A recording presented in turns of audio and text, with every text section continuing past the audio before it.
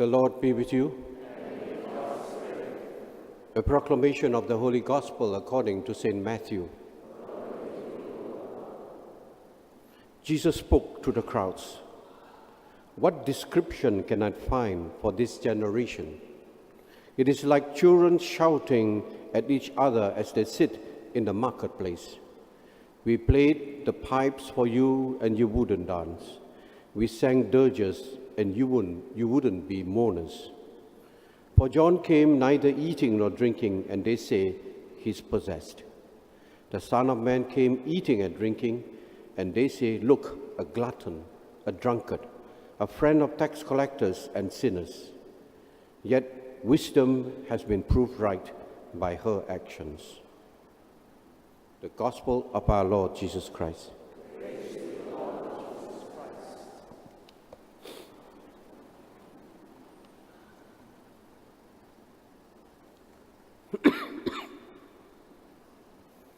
Here you find Jesus using the analogy of two groups of children to point out and describe how Jewish leaders continue to reject God and how, in spite of God, different ways of proclaiming the truth, they continue to reject Him. So graphically, Jesus points out they are like two groups of children. One group wants to play a happy game, and the other group who doesn't want to play the happy game. So the first group would ask and try to engage the second group and play and interact with them in some funeral and mournful interaction and dances. Yet the second group refuses to partake and join in.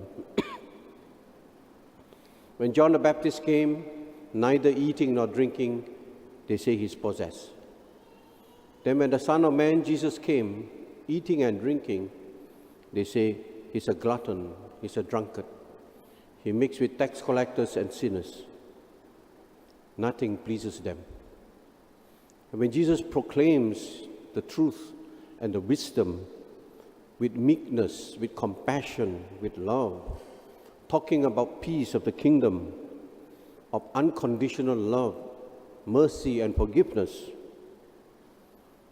they say that's not spiritual enough. So for the Jews, these religious leaders, only they are right in their own rigid, narrow, dark ways of insisting rules after rules in the ritual practices of their faith. Jesus is considered a rebel of the Israelites, worthy to be stoned to death and executed because he needs to be purged of the evil he's influencing among the Jewish community. This is the mentality of the Jewish leaders that Jesus was trying to describe. It sounds quite horrendous. When a good man comes and preaches goodness, you would think that the heart would be open and attracted to such goodness, love, and mercy.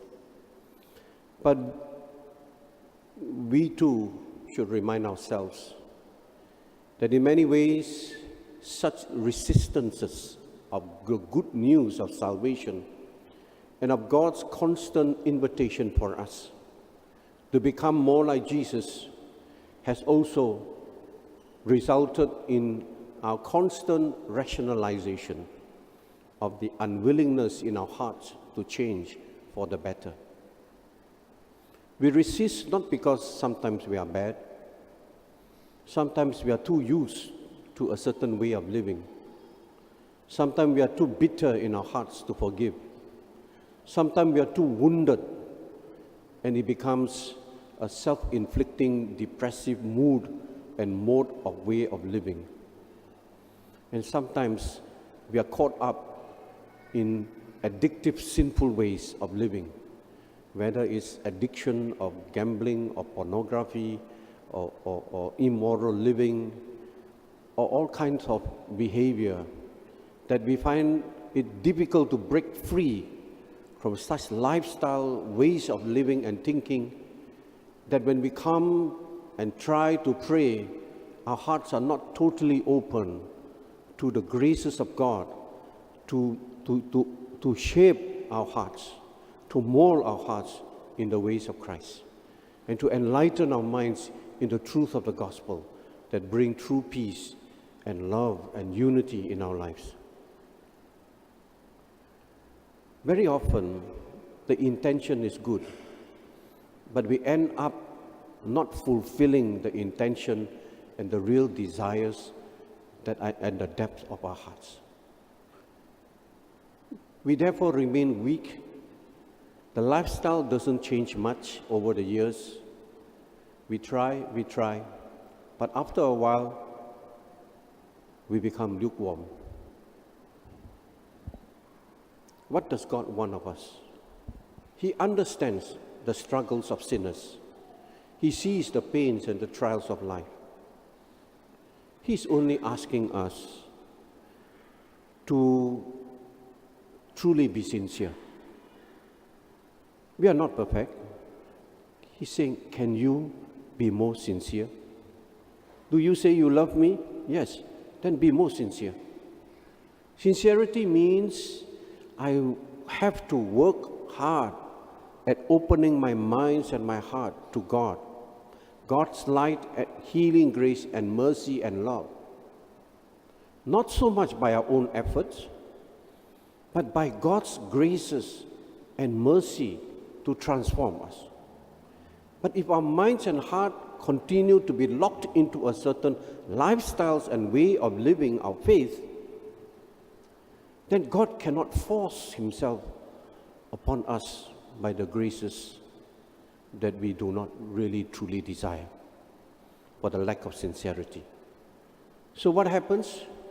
We continue to rationalize, we continue to procrastinate, we continue to tell God we love you, but on my condition, we continue to be the same, with little changes.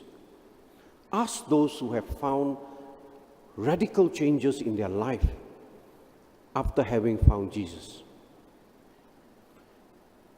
He said initially there's a struggle, but when we can overcome the struggles, we break free of our daily mode of thinking about people, which is often prejudice, and even prejudice about ourselves, that God even doesn't love me because I'm too sinful or I have not changed for so many years.